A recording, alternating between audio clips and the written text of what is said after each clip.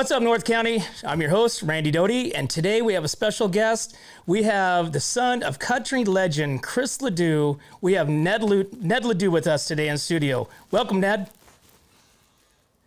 Yeah. Oh my God, I'm super. I'm shaking right now, man. Like I said, I'm super stoked. I'm super happy that you called in, and we really appreciate you being on the show and sharing some insights, with our followers.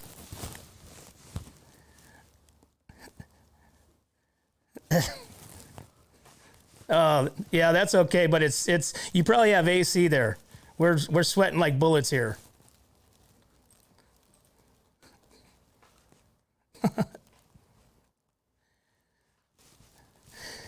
Yes. Yeah, keep hydrated, absolutely. Well, so Ned, let's jump into this. So, obviously your legendary father, Chris LeDoux, not only in music but also world champion bareback rider. Talk me through a little bit of growing up in that life.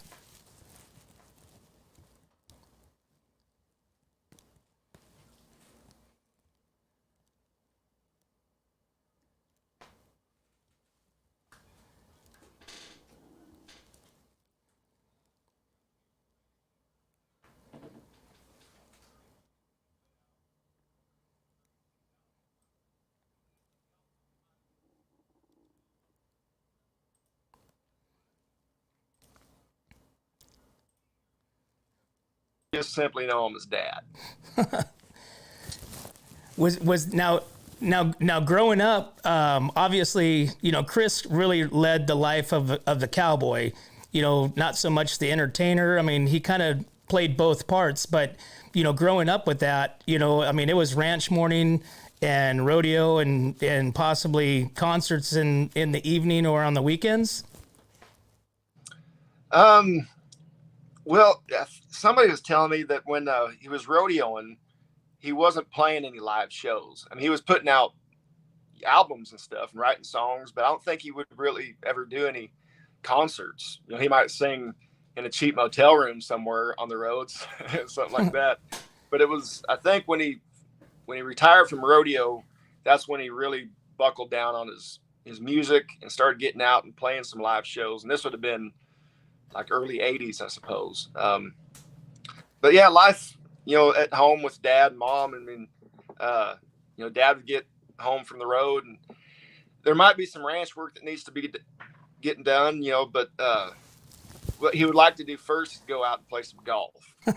So he'd come home and say, well, let's go get us a tee time.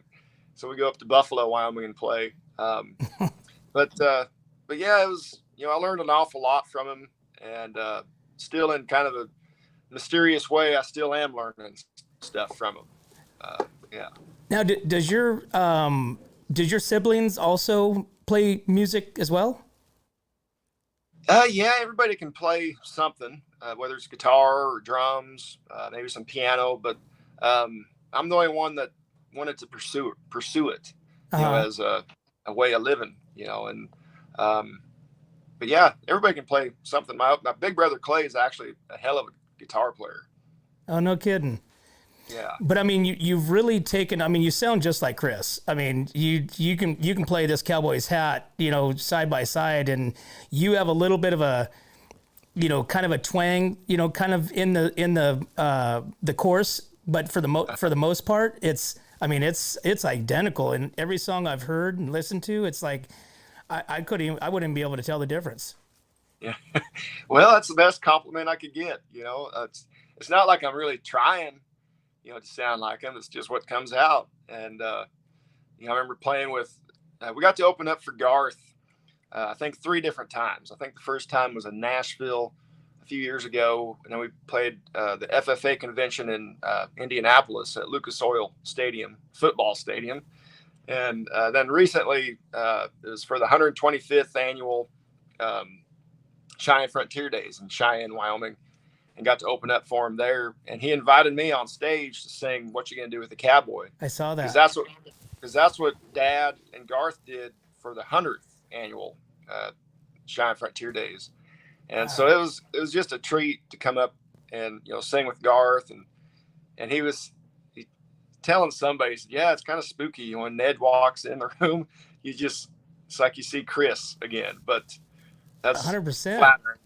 That's very flattering of Well, him to I say. mean, like I said, I mean, you're his son. You look like him. You sing like him. You sound like him. I mean, even playing the guitar, have the same types of movements and stuff. So, not to be weird, but like I said, I mean, it just you could tell, as a big, huge Chris LeDoux fan, like I said, it's you have kind of morphed into that image. You know what I'm saying? Yeah, yeah, and that's a huge honor. I'm not trying to fill anybody's boots or anything either, but just kind of trying to write my own story. I write the majority of my songs that are on these albums, but one thing that I'll always do is on every album is I'll record one of Dad's. And so on the first album, I did Johnson County War, and also this Cowboys Hat, which was a duet with Chase Rice.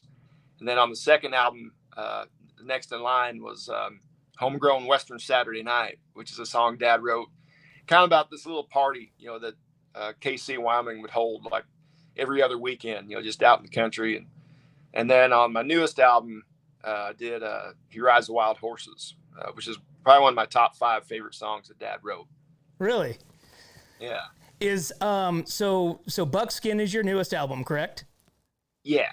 So on Buckskin, one of the songs, Only Need One. So that's a pretty powerful song. Yeah, and I wish I had the songwriters' names in front of me. There's 3 writers on that. I didn't write it. It was pitched to me. It was kind of during the pandemic, when I wrote these songs for Buckskin. But I kind of went to some outside writers just for different ideas, and had a lot of stuff sent my way, and everything was really good, but this was the only one that really fit kind of what I'm doing. And it was actually our last single that we put out, and I think it got up to number 21 on the Music Row charts, which is kind of cool. But yeah, I love the song.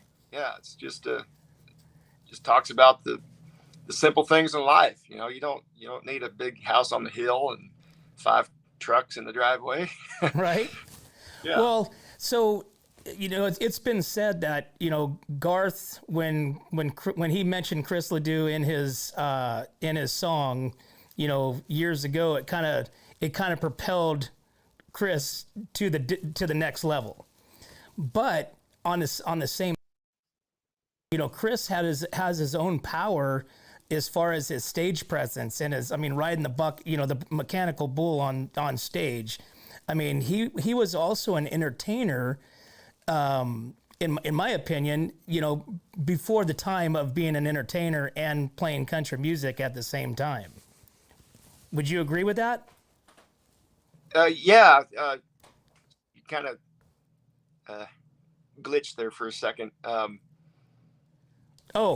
I had mentioned that when Chris was kind of that entertainer before being an entertainer, that like where Garth took the next level. But when Garth mentioned Chris LeDoux in his song, it kind of propelled him to that next level of being a country star and being an entertainer, as he had always been. Like I said, riding the bull on the stage, the fire, the everything. Yeah. And so, but like I said, I think he was that entertainer, that kind of the beginning stages of being a country music, old school country music, and combining entertainment with it. Yeah, my dad, he was a rocker.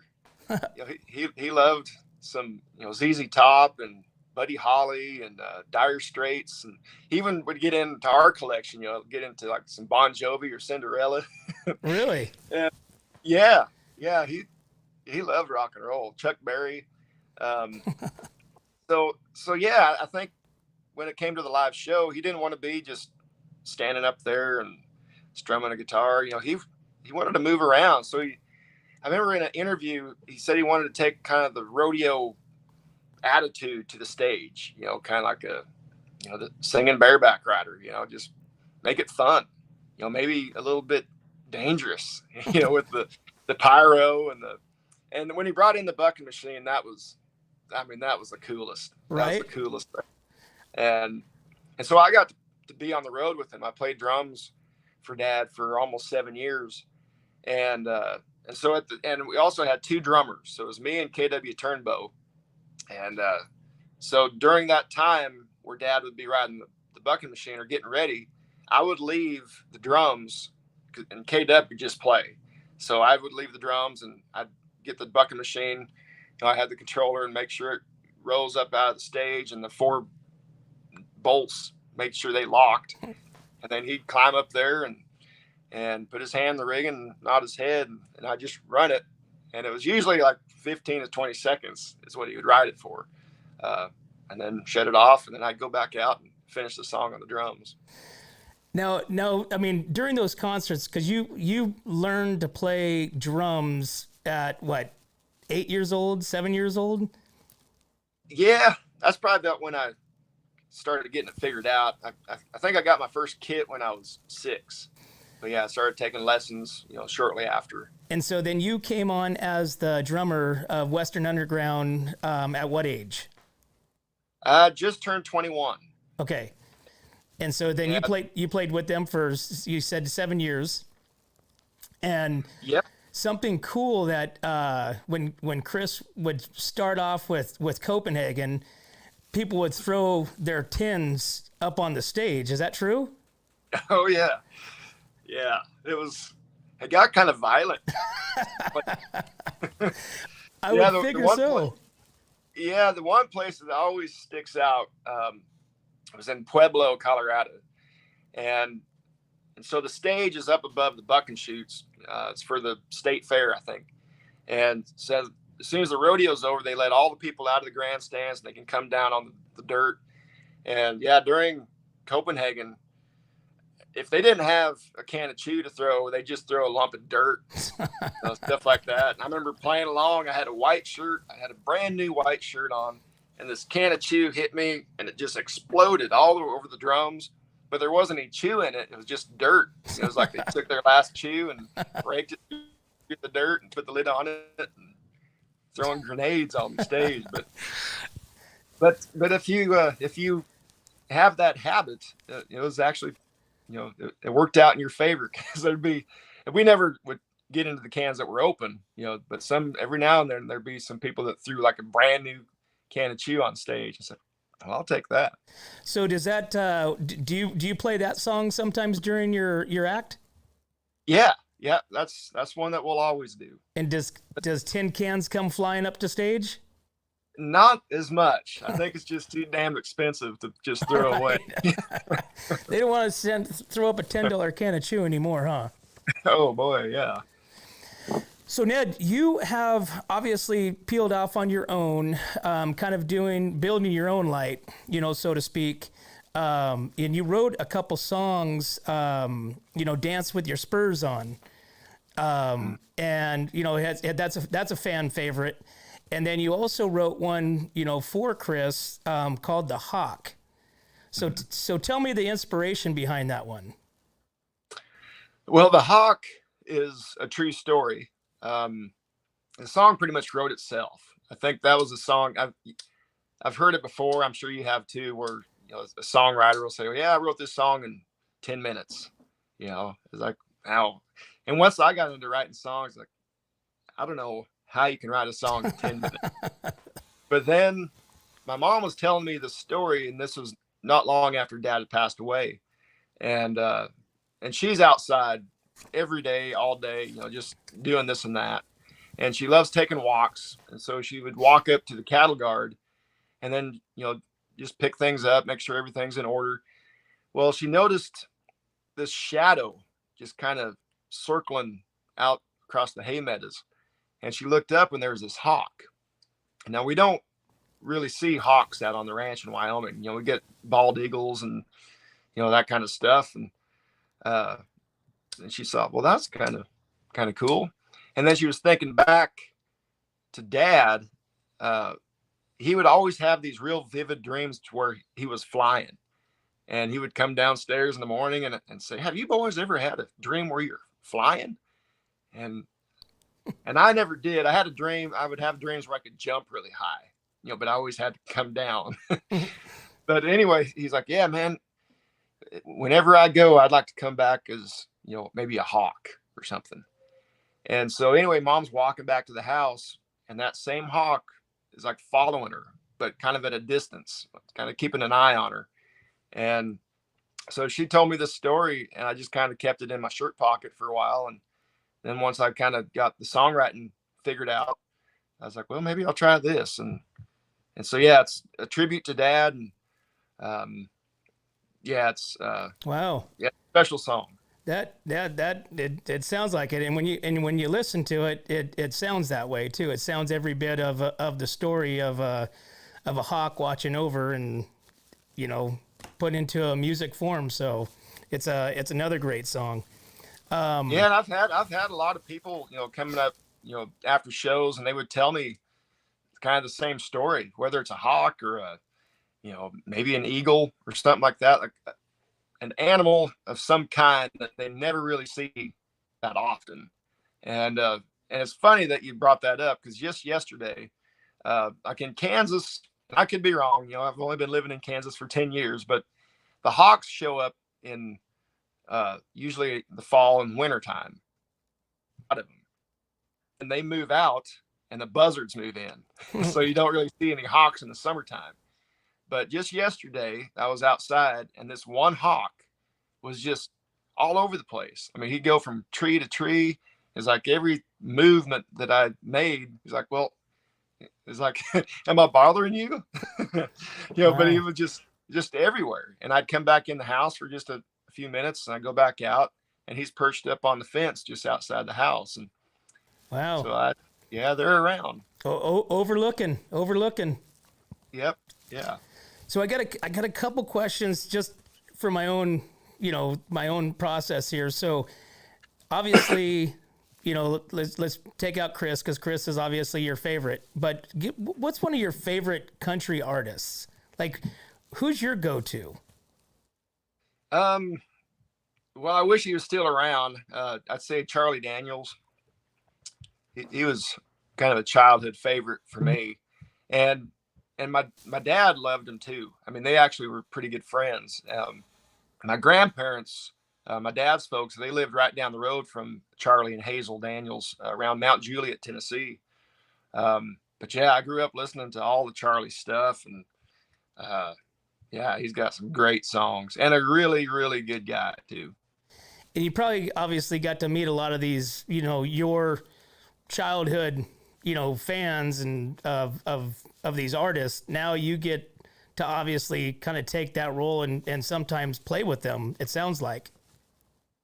Every now and then, yeah. I mean, of course, to play with Garth, a few times, and to become friends with guys like you brought up Dance with Your Spurs On. I wrote that with a now really good friend, Corb Lund. And then played some shows with Aaron Watson, and recently played some shows with Cody Johnson. So yeah, it's cool to go out and play these gigs and become friends with these guys, and they're all really good, down to earth people. Awesome. So Ned, what is on the horizon for Ned LeDoux? What's where are we going with this? Do we want to take this to the next couple levels up and go, much bigger? Because I will say I appreciate the old school country, and I feel like old school country has left country music, but your music, old school country, there's a meaning behind it. There's always a story, and the way that old school. When I say old school, it's it's rodeo, it's the Western life, it's the Western way, and you bring that to the table, and I think it's very welcoming. So where does Ned LeDoux go next? I think I'll just stay where I'm at. I mean, yeah, it'd be cool to play, I guess bigger places and all that kind of stuff. But we've done that. We've got to play some big. We play at a football stadium, with Garth. I mean, holy crap. I don't know. I mean, I think I'll just stay stay the route. I need to get back into writing some songs. I got some ideas. I just need to put them to work. But yeah, I think if I was to do anything, I'm not going to do anything different. I'm going to just, keep writing songs, and I don't really do much ranching anymore. But I got so many memories, and I still got the know-how. If I'm put to work, I can still do it. But that's where a lot of these songs come from, is just all my years of ranching and being with my granddad and my brothers, and also, being on the road. I've spent, at least half my life on the road too. So I'll just kind of stay the route. Awesome. Well, speaking of on the road, you are flying out Friday and heading this direction. Yeah. To the California Mid-State Fair. You'll be on the Frontier stage Saturday night. Yeah, and it's been, we were talking earlier, it's been 2006 was probably the last time we were there. Quite a few years. It's about time we get back. And we've got some good memories there too. We've played there, a few times with Dad as well. And, just good people. I understand it's going to be pretty warm, but we got ways around that. Well, me being one of them, wasn't going to go to the fair much at all until we found out that you were going to be there on the free show, the free stage at the fair. So now we got to go, and people are saying the same thing. They're like, "Oh, Ned LeDoux is going to be there. It looks like I'm going to the fair." All right. So we'll certainly do our part to promote it and get people out there, because it's funny, as a lot of people know the song, they don't know the name. They know all these old songs, Cadillac Ranch, This Old Hat, but they don't know the name. As soon as you put the name there, they're like, oh, okay. So we'll do our parts to pack those stands for you. All right. Yeah, and that's kind of one thing.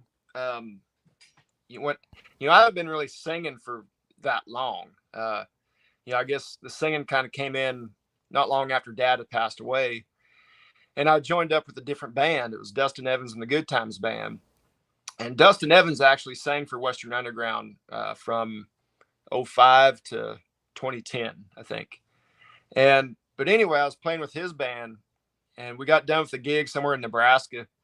And we went back to the hotel, and everybody's still kind of awake. And Dustin's in the corner playing his acoustic and just got some friends around. And so he gets up to go get a beer or something and hands me the guitar. He says, "Ned, why don't you play one of your dad's songs?" I said, "I don't sing. What are you talking about?" And so the next day I was driving back home from Lincoln, Nebraska, back to KC, Wyoming. It's over 700 miles. And I was just thinking, man, that would be kind of fun, to be able to play just a couple of songs, whether you're sitting around a cheap motel room or a campfire, or maybe just sitting on your front porch and just sing to the birds, So that's kind of where the whole singing thing came in. And then I started playing solo gigs, a few years later. And the only songs I ever bothered learning were Dad's. I didn't think of learning anybody else's songs except for his. But one thing I feel like I've done is introduce the younger crowd to Dad's old stuff, because they might only know, This Cowboy's Hat, or What You Gonna Do with the Cowboy, or maybe, Cadillac Ranch, which were big songs for Dad. But I wanted to introduce them to Photo Finish or Reride and Bareback Jack, which was another big song too. But there's a whole bunch of songs that came way before 22 albums that he released on his own before he got a record deal. And so it's been fun to, go back in Dad's catalog and bring out the old stuff. Well, and, introduce the younger crowd to it. The old theory is he used to sell his cassette tapes at the rodeo to pay for his traveling. Yeah, he'd sell them out of Rodeo Rows, for, I'm not sure. He's probably given more away than he sold. But yeah, entry fees or something to eat. Yeah. Awesome. Well, Ned, we really appreciate it. We won't take any more of your time, and really looking forward to you being here on Saturday night on the Frontier stage at the California Mid-State Fair. So we wish you safe travels, And once again, like I said, we really appreciate it, and we appreciate you keeping it country, man. Well, thanks for having me. This was good. You got it, man. Well, have an awesome day, and we'll see you on Saturday. Okay, we'll see you later. Okay, bye-bye now. Well, there you have it, guys. Our interview with Ned LeDoux, son of country legend Chris LeDoux. And like I said, you guys got to get out there and you guys got to check out this concert. Fill those stadium chairs, pack it. Because like I said, Ned LeDoux sounds exactly like Chris LeDoux and also brings his own little flair to it and has his own songs too that are going to be, legendary as well. So like I said, we'll get out there. We want to see you there Saturday night at the Frontier Stage at the California Mid-State Fair. But as always, guys, we can't do this without you, and we'd like to thank our sponsors. We'd like to thank Escalar Wines, Wine Travelers Hideaway, Rancho Sestero Meat Cutting, Visit Atascadero, 805 Customs, Story Termite and Pest Control, El Red Rooster, Pacific 805 Spas, Airflow Filter Services, Kennedy Club Fitness, Paso Robles Furniture, Amy and Jamie's Place, 5-Star Rain Gutters, Hanson Enterprises, and Borhone Auto Center, guys. Thanks again. Make sure we see you Saturday night at Ned LeDoux. 3, 2, 1. Here we go!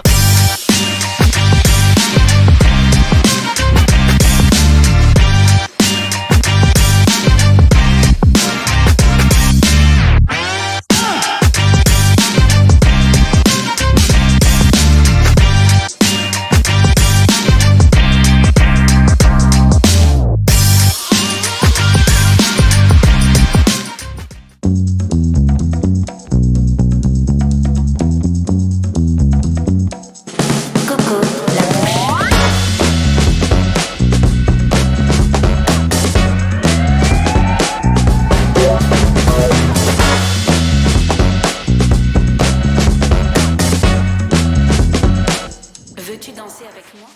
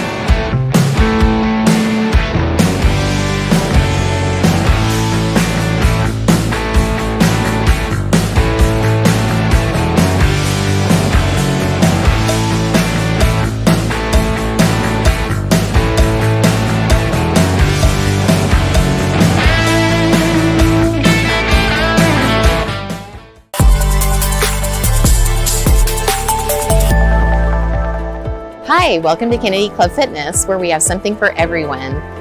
We have weights, cardio, group exercise classes, racquetball, basketball, swimming, and pickleball coming soon. Here at Kennedy, we're committed to health, wellness, and community.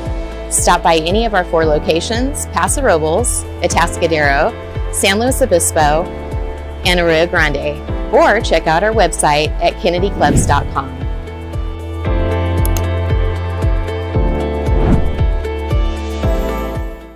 We don't just serve it up, we roast it, distill it, brew it, craft it, crank it, bake it, make it, perfect it, cure it, paint it, live it, breathe it. And then we serve it up.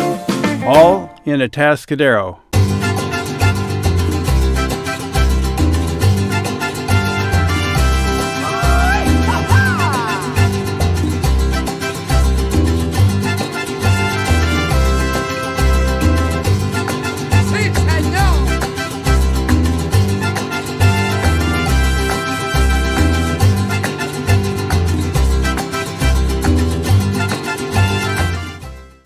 Hi, this is Dave Story, small game hunter with Story Termite and Pest. We're a full-service termite and pest control company. From rodents to termites, we can take care of all your pest control needs. Call today, we can tailor a pest control program that will meet your needs and budget. Contact us at 805-460-0650 or at storytermite.com. Remember, we don't have customers, we have friends.